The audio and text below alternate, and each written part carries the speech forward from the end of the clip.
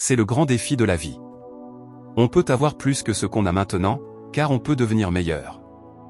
C'est le défi. Bien sûr, l'envers de la médaille est le suivant, si vous ne changez pas votre mode de vie, vous aurez toujours ce que vous avez. J'ai constaté par expérience que les revenus sont bien moins importants que le développement personnel. De nos jours, les revenus connaissent parfois des hausses spectaculaires, mais bien sûr, à moins de consolider votre niveau actuel, ils reviennent généralement au niveau où vous étiez. La vie est imprévisible. Si quelqu'un vous donne $1 million, mieux vaut devenir millionnaire rapidement. Ainsi, vous pourrez le conserver. Sinon, il disparaîtra. Quelqu'un a dit un jour, si vous partagez tout l'argent du monde, il finira dans la même poche. C'est incroyable. Le succès est quelque chose qu'on attire, pas quelque chose qu'on poursuit. Le succès, c'est trouver un bon endroit où vivre. Alors, au lieu de le courir après, on travaille sur soi. Développement personnel. Voyez-vous, la question la plus importante à se poser au travail n'est pas ce qu'on obtient. La question la plus importante à se poser au travail est de savoir pour qui on est fait. Voyez-vous, la question la plus importante n'est pas ce que j'obtiens ici. La question la plus importante est de savoir qui je deviens ici. Car le vrai bonheur n'est pas ce qu'on obtient. Le bonheur est ce qu'on devient. Voilà donc notre sujet principal ce soir, le développement personnel. De toutes les tâches que Monsieur Chat m'a confiées à 25 ans, celle-ci a probablement été la plus difficile. D'ailleurs, j'y travaille encore. Ceci. Je pense que c'est un défi permanent de voir ce que nous pouvons devenir. Le prochain sujet s'appelle « Les fondamentaux ». Et c'est bien d'étudier les fondamentaux. Je les appelle « fondamentaux » principalement parce qu'ils viennent de la Bible. Eh bien, je ne suis ni théologien ni pasteur, et cela reste à voir, mais le Dr Chat m'a appris que la Bible est un bon manuel d'idées, d'histoires et d'équations pour réussir, pour une vie meilleure. J'ai constaté que c'était vrai. Il m'a aussi appris que la Bible est aussi pratique que spirituelle.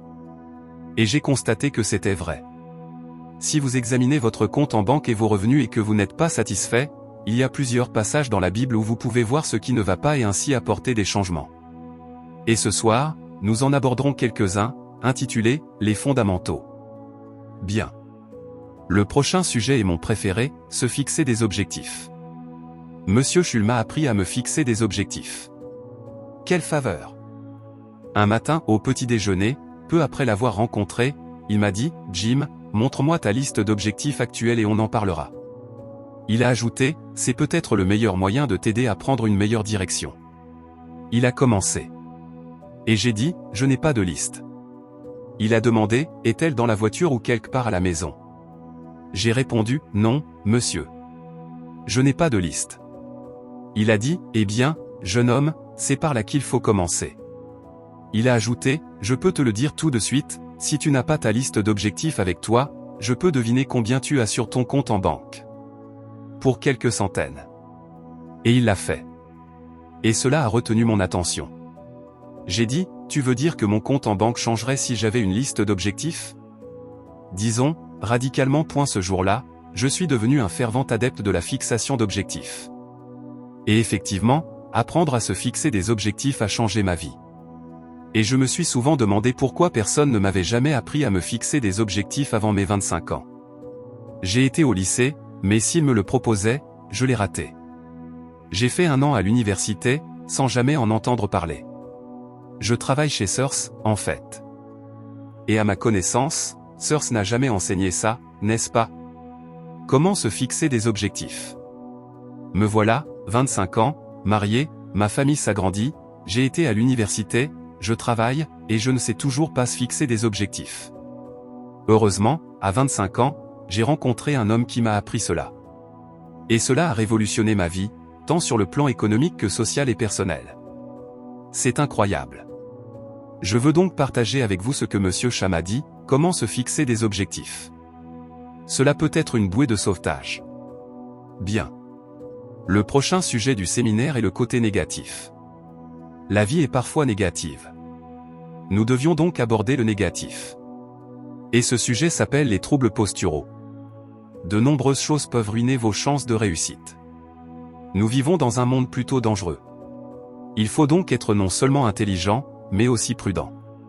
Les troubles posturaux sont tout aussi graves que les maladies physiques, n'est-ce pas? L'hypertension, les problèmes cardiaques. Vos émotions, dirigées dans la bonne direction, sans savoir ce qui pourrait arriver, pourraient changer votre vie un jour, ça suffit. On va en parler. Bon. C'est beaucoup pour une soirée, mais on va continuer. Et voir si on peut gérer tout ça. J'aimerais que vous écriviez. Le sujet du séminaire. Chaque séminaire devrait avoir un sujet. Je pense qu'on en a un. C'est dans certains de nos supports, pour être clair. Beaucoup de facteurs influencent vos chances d'obtenir un bon résultat. Il faut donc être prudent. Les troubles posturaux sont fatals. Ils détruisent tout ce que vous avez commencé. D'accord? On va donc discuter de ces troubles posturaux, comment les reconnaître, comment les détecter, ce qu'ils sont et comment les traiter. Je suis expert en la matière, car je les ai tous vécus. Je peux donc vous donner de précieux conseils à ce sujet. Un jour qui change votre vie. Dans ce sujet, je parlerai des émotions qui peuvent changer votre vie. Nous sommes des êtres émotifs. Et les émotions ont un pouvoir puissant. Bien sûr, les émotions sont si puissantes qu'elles peuvent vous affecter dans les deux sens. Elles peuvent construire ou détruire. C'est pourquoi il est essentiel de bien utiliser ces émotions. On appelle la gestion intelligente des émotions humaines la civilisation. Si vous pouvez appliquer cela intelligemment, vous l'avez remarqué par hasard. Sinon, voici un point pour vos notes. Le sujet du séminaire est « La clé de votre meilleur avenir musical, c'est vous ». C'est le sujet de notre séminaire d'aujourd'hui. La clé de votre meilleur avenir, c'est vous. Et j'aimerais que vous souligniez deux mots pour insister un peu sur ce point. Soulignez le mot principal et le mot. Pour qu'il soit écrit, la clé d'un avenir meilleur, c'est vous. Ma première suggestion est de noter cela sur une feuille de papier ou quelque chose que vous pouvez afficher à un endroit visible chaque jour. Idéalement, en début de journée. Avant de vous préparer pour la journée. C'est une bonne phrase à retenir. Elle s'appelle « Séminaire silencieux ». Si vous la laissez vous parler tout au long de la journée, elle s'est avérée extrêmement utile. La clé d'un avenir meilleur, c'est vous. Pendant la majeure partie de ma vie, je n'ai toujours pas pleinement compris cela. Parmi les nombreuses choses que je ne comprenais pas encore pleinement, beaucoup me laissaient perplexe. À l'époque, je me demandais comment deux personnes pouvaient travailler dans la même entreprise et gagner 2 fois plus. Cela me perplexait. Et peut-être avaient-elles le même âge. Qu'ils allaient à la même école, vivaient dans la même communauté, travaillaient pour la même entreprise, offraient les mêmes produits et services. Ils avaient le même trafic, les mêmes problèmes, et l'un gagnait $1000 par mois, l'autre $2000. C'était ma question. Pourquoi cette longue liste serait-elle la même, mais le salaire serait-il 2 fois plus élevé? Combien? J'ai demandé, quelle est la différence entre $1000 et $2000 par mois? Et je ne parle pas de $1000 par mois, n'est-ce pas? Je pouvais comprendre. Mais qu'est-ce qui fait la différence? Pourquoi une personne aurait-elle 2 fois plus, 3 fois plus? Eh bien, d'un point de vue économique. Je sais qu'il existe de nombreuses façons de réussir. Je comprends cela. Mais dans cette sphère étroite et restreinte qu'est le salaire, quelle est la différence? Eh bien, à l'époque, avec ma pensée fautive, j'essayais de réfléchir. Je pensais, enfin, peut-être que le temps constitue une partie de la différence, non? Certaines personnes réussissent davantage parce qu'elles disposent de plus de temps. Je disais qu'Harold devrait être capable de bien faire. Il a beaucoup de temps. Si j'avais tout le temps d'Harold, je pourrais faire? Eh bien. Ça doit sembler absurde, n'est-ce pas? Premièrement, on ne peut pas trouver quelqu'un. C'est le temps des autres. Un type m'a dit un jour, tu sais, si j'avais un peu de temps libre, je pourrais gagner un peu d'argent. J'ai rétorqué, alors, laisse tomber. Il n'y a pas de revenus supplémentaires. Quand l'horloge sonne minuit, c'est la fin, n'est-ce pas? On peut regarder autour des cloches. Il y en a pour un peu plus, mais c'est fini. Tu dis au gars, que est-ce que tu fais? Il répond, je cherche un peu plus, le temps presse. Ils viendront vous chercher, n'est-ce pas? Le temps est compté. Si vous ne pouvez pas obtenir plus de temps, ce qui est impossible, que pouvez-vous obtenir de plus? Cela aurait-il un impact sur les résultats économiques? Intégrez cela dans vos notes. Nous y réfléchirons ce soir. Le mot-clé est la valeur. J'ai une petite phrase pour vos notes, la valeur fait la différence en termes de résultats. La valeur fait la différence. Vous ne pouvez pas obtenir plus de temps, mais vous pouvez créer plus de valeur. C'est la première leçon d'économie. Tout le monde devrait l'apprendre dès qu'il est assez grand pour comprendre ce que signifie $1, comment en gagner, comment l'obtenir, comment le conserver et quoi en faire. Première leçon d'économie, nous sommes avant tout payés pour la valeur. C'est la première leçon. Apporter de la valeur au marché, c'est ainsi que l'on est payé. Vous n'êtes pas payé pour le temps. Je sais qu'il faut du temps pour apporter de la valeur au marché, mais vous êtes payé pour la valeur, pas pour le temps. Puisque c'est vrai, voici une des questions clés de la soirée. Est-il possible de devenir 2 fois plus précieux sur le marché et de gagner 2 fois plus d'argent dans le même temps? Pourriez-vous devenir 3 fois plus précieux? Gagner 3 fois plus d'argent dans le même temps? Est-ce possible? La réponse est oui. Si, et c'est toujours si, n'est-ce pas? La vie est connue comme le grand si. Harry Truman a dit un jour, la vie est incertaine. Comme c'est vrai. Et voici le grand si. Nous allons l'examiner ce soir. Il est possible de faire beaucoup mieux sur le marché si vous travaillez principalement sur vous-même. C'est le thème de notre séminaire de ce soir, apprendre à travailler principalement sur vous-même. Au cours des 24 dernières années, les gens m'ont demandé comment développer un revenu supérieur à la moyenne. La réponse est, devenez une personne au-dessus de la moyenne. Développez une poignée de main supérieure à la moyenne. Certaines personnes veulent réussir, mais ne travaillent même pas leur poignée de main, aussi simple que cela puisse être pour commencer. Ils la laissent glisser. Ils ne comprennent pas développer un sourire. Développer une excitation supérieure à la moyenne. Développer un intérêt supérieur à la moyenne pour les autres. Développer une intensité supérieure à la moyenne pour gagner. Voyez-vous, cela va tout changer. L'une des expériences les plus frustrantes de la vie est probablement la recherche d'un emploi supérieur à la moyenne avec un salaire supérieur à la moyenne sans devenir une personne au-dessus de la moyenne. C'est ce qu'on appelle la frustration. Monsieur Chat m'a probablement donné le meilleur indice qu'il m'ait donné lorsque je l'ai rencontré pour la première fois. Il a dit, « Jim, si vous voulez être riche et heureux le reste de votre vie, apprenez simplement cette leçon. » Il a dit, « Apprenez à travailler plus sur vous-même que sur votre travail. » Monsieur Chat m'a probablement donné l'un des indices les plus importants parmi tant de choses qu'il m'a enseignées, mais c'était dans ses premiers jours. Monsieur Chat était très gentil, mais il était aussi très brusque et il avait ses questions intéressantes à poser. Je lui ai donné un petit aperçu de la journée de course un jour sur comment les choses n'avaient pas fonctionné pour moi. Il a dit, « Monsieur Owen, j'ai la réponse pour vous. Si vous voulez bien écouter attentivement, et écouter attentivement, je l'ai fait ce jour-là et pendant les 5 prochaines années. Si quelqu'un est riche et heureux, il faut l'écouter. » Il a dit, « Jim, je ne vous connais que depuis peu de temps, mais c'est déjà mon opinion honnête que pour que les choses changent pour vous, vous devez changer. » Ce n'était pas tout à fait la réponse que je cherchais, mais c'est la réponse qu'il m'a donnée, et je vous la transmets en cette chaude soirée d'été à Anaheim, en Californie, en 1981. Pour que les choses changent pour vous, vous devez changer. Sinon, cela ne changera pas. Avant de rencontrer Monsieur Chat, j'avais l'habitude de dire, j'espère vraiment que les choses vont changer, n'est-ce pas? Cela semblait être mon seul espoir. Si ça ne change pas, j'ai de sérieux ennuis. Et puis j'ai découvert que ça ne changerait pas. Ainsi, j'ai de sérieux ennuis. Vous voyez, je peux vous dire à quoi vont ressembler les années 80. Vous êtes tombé au bon endroit. J'ai fait un séminaire une fois pour les dirigeants et la direction de Standard Oil à Honolulu et, nous avons une conférence un jour autour de cette grande table de conférence et l'un d'eux m'a dit, « Monsieur Ran, vous connaissez des gens assez importants à l'autre bout du monde. À quoi pensez-vous que les années 80 vont ressembler ?» J'ai dit, « Messieurs, je connais les bonnes personnes. Je peux vous le dire. » Ils ont donc tous écouté très attentivement. Et j'ai dit, « Messieurs, sur la base de ma vaste expérience, je peux vraiment vous dire honnêtement, à mon avis, dans les années 80, ça va être à peu près comme ça a toujours été. N'êtes-vous pas content d'être venu? C'est dedans. Je ne le fais pas. Juste partout.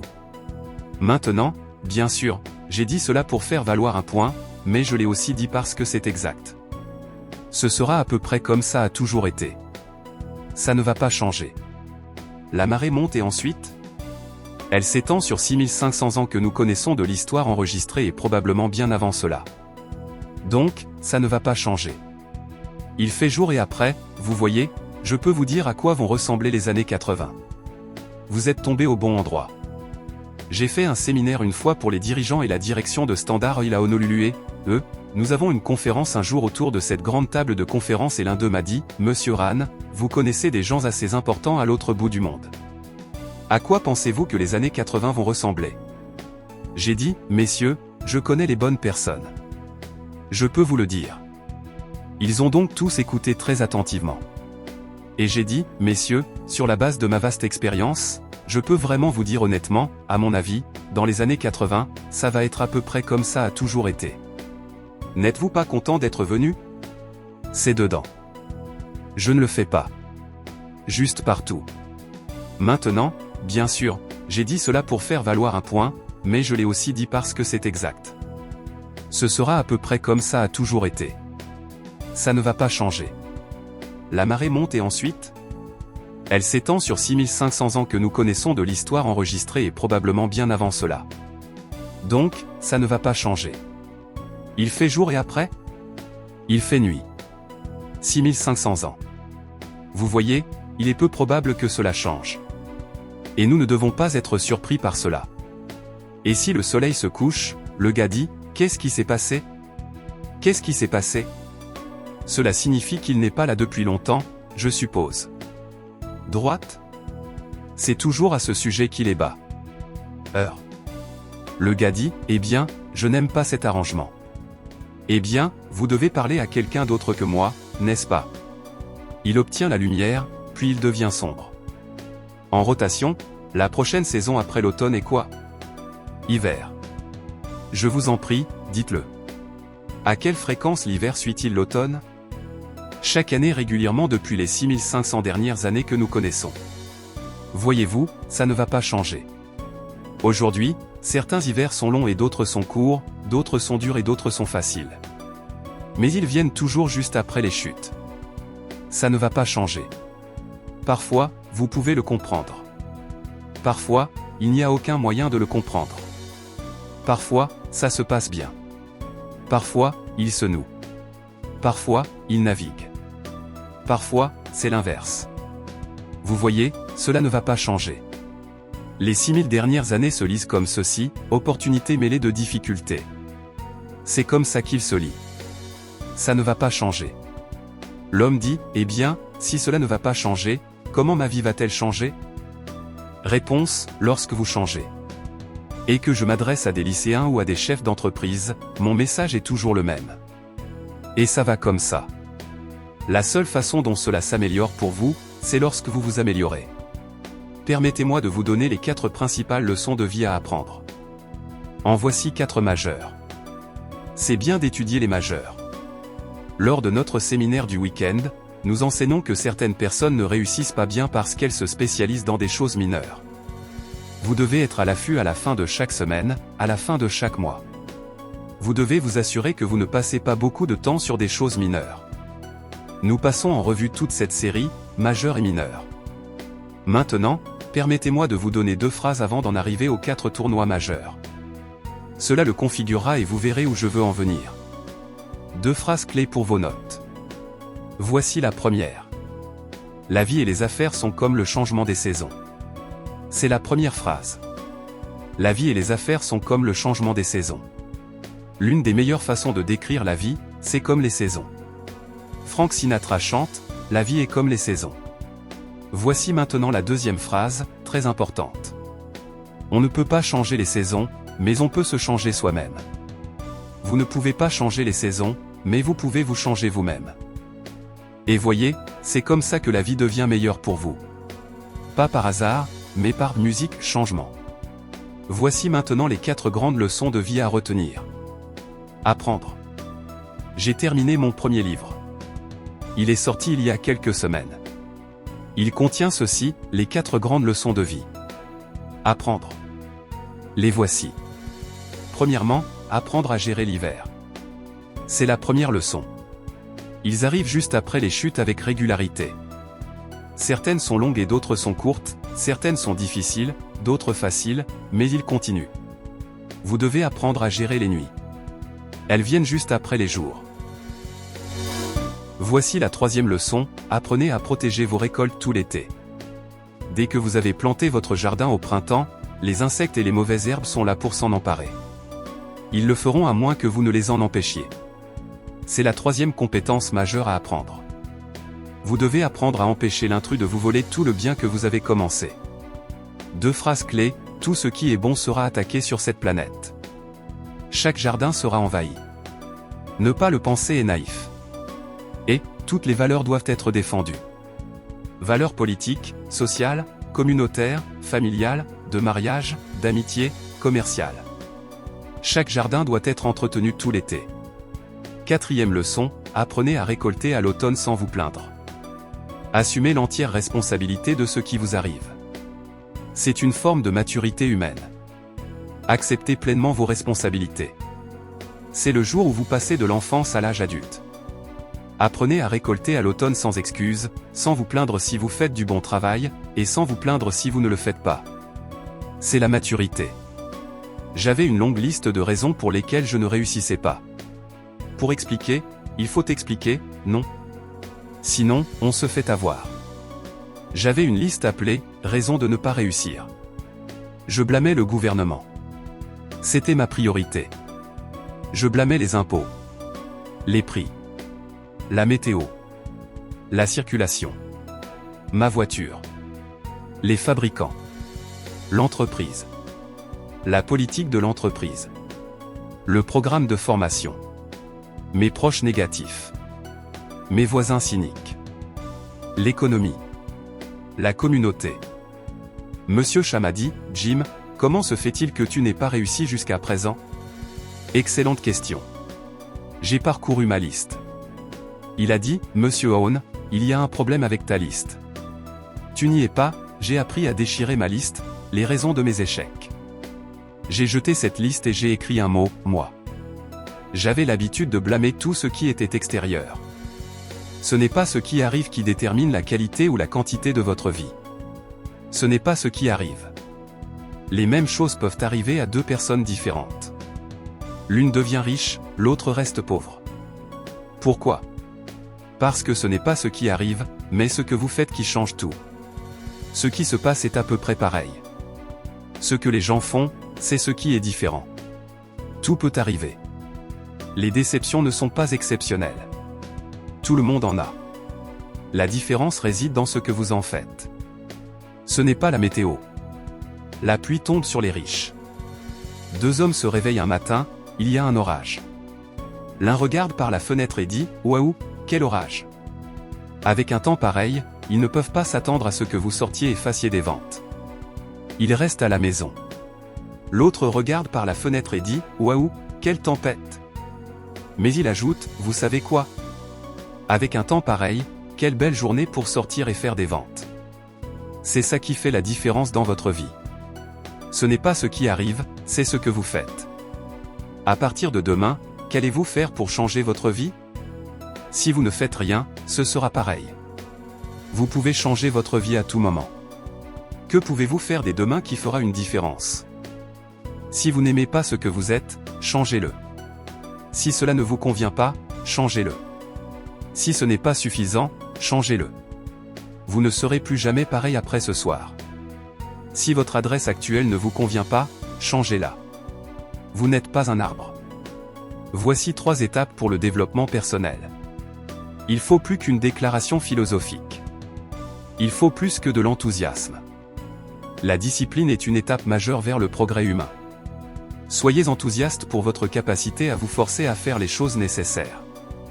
À partir de demain, cela changerait tout ? Chaque jour, on peut changer radicalement la direction de votre vie. Le meurtre est un exemple clair que tout. Vous pouvez commettre un acte positif et changer votre vie à jamais, quand vous le souhaitez. La clé de la discipline est de commencer par les petites disciplines. Soyez enthousiaste pour les petites disciplines et attaquez-les sans tarder, car elles mèneront aux plus grands défis. On ne peut pas relever les grands défis de la vie si vous ne vous occupez pas des plus petits. Faites la liste de tout ce que vous pouvez faire. Mettez-vous Y à fond. Soyez rigoureux pour cela. Et pour les résultats. Et pour le muscler pour la pratique afin que lorsque la vie vous réserve de grands défis, vous soyez prêt. Voici ce qu'il faut d'autre pour changer de vie, l'automotivation. Il faut se motiver soi-même. Les bonnes personnes ne sont pas formées, elles sont trouvées. Il faut trouver les bonnes personnes. La première leçon de gestion humaine, n'envoyez pas vos canards à l'école des aigles. Il faut de la motivation personnelle pour changer votre vie. La première étape pour s'améliorer est de découvrir. Pour changer sa vie, il faut des idées. Le problème majeur est le manque d'idées. Si vous avez des idées, vous pouvez tout changer. Pour avoir des idées, vous devez étudier constamment. Mettez l'information dans votre journal. Répétez, répétez, répétez. Monsieur Chamadi, Jim, comment se fait-il que tu n'aies pas réussi jusqu'à présent? Excellente question. J'ai parcouru ma liste. Il a dit, Monsieur Owen, il y a un problème avec ta liste. Tu n'y es pas, j'ai appris à déchirer ma liste, les raisons de mes échecs. J'ai jeté cette liste et j'ai écrit un mot, moi. J'avais l'habitude de blâmer tout ce qui était extérieur. Ce n'est pas ce qui arrive qui détermine la qualité ou la quantité de votre vie. Ce n'est pas ce qui arrive. Les mêmes choses peuvent arriver à deux personnes différentes. L'une devient riche, l'autre reste pauvre. Pourquoi? Parce que ce n'est pas ce qui arrive, mais ce que vous faites qui change tout. Ce qui se passe est à peu près pareil. Ce que les gens font, c'est ce qui est différent. Tout peut arriver. Les déceptions ne sont pas exceptionnelles. Tout le monde en a. La différence réside dans ce que vous en faites. Ce n'est pas la météo. La pluie tombe sur les riches. Deux hommes se réveillent un matin, il y a un orage. L'un regarde par la fenêtre et dit « Waouh, quel orage !» Avec un temps pareil, ils ne peuvent pas s'attendre à ce que vous sortiez et fassiez des ventes. Ils restent à la maison. L'autre regarde par la fenêtre et dit « Waouh, quelle tempête !» Mais il ajoute « Vous savez quoi ? Avec un temps pareil, quelle belle journée pour sortir et faire des ventes. » C'est ça qui fait la différence dans votre vie. Ce n'est pas ce qui arrive, c'est ce que vous faites. À partir de demain, qu'allez-vous faire pour changer votre vie? Si vous ne faites rien, ce sera pareil. Vous pouvez changer votre vie à tout moment. Que pouvez-vous faire dès demain qui fera une différence? Si vous n'aimez pas ce que vous êtes, changez-le. Si cela ne vous convient pas, changez-le. Si ce n'est pas suffisant, changez-le. Vous ne serez plus jamais pareil après ce soir. Si votre adresse actuelle ne vous convient pas, changez-la. Vous n'êtes pas un arbre. Voici 3 étapes pour le développement personnel. Il faut plus qu'une déclaration philosophique. Il faut plus que de l'enthousiasme. La discipline est une étape majeure vers le progrès humain. Soyez enthousiaste pour votre capacité à vous forcer à faire les choses nécessaires. À partir de demain, cela changerait tout? Chaque jour, on peut changer radicalement la direction de votre vie. Le meurtre est un exemple clair que tout. Vous pouvez commettre un acte positif et changer votre vie à jamais, quand vous le souhaitez.